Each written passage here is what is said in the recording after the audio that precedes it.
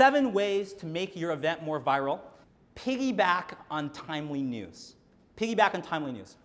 If you want to get mass media coverage, social media coverage, everything that is structured around what's timely, what's happening right now. We used to say that we used to have a 24-hour news cycle, right? Like CNN kind of brought that about. It's like, whoa, things are reported the next day, 24-hour news cycle. I think right now, personally, that we have a 24-minute news cycle, right? In 24 minutes, you can actually have something spread all over the world. I'll give you an example in just a little bit.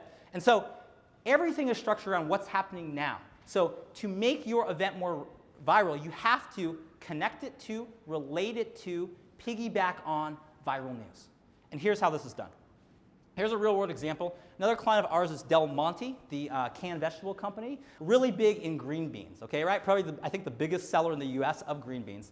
We did a quick study to determine which US states love green bean casserole the most. We called it the Del Monte Green Bean Index.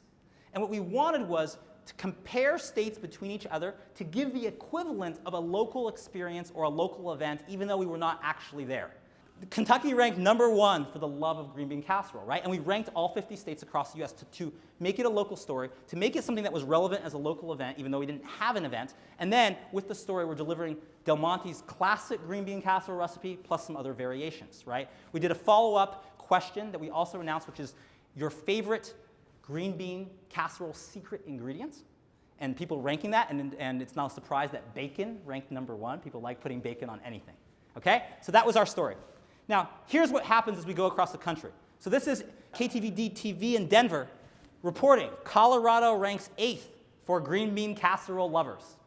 A huge part of what you can do to build more buzz is to make it timely to what's going on. Specifically, if it's type of seasonal things like this, maybe it's something else. Maybe it's, you know, as Rachel, you guys here at Event Marketer plan a lot of events, it's like making the name of it super relevant to what's going on, right? Like probably my title, right? Like 7 ways to make your event more viral. Maybe that's a good to make it timely. People, ooh, I want to make my event more viral, right? So all of those things makes it more relevant, makes it more timely, and builds more buzz.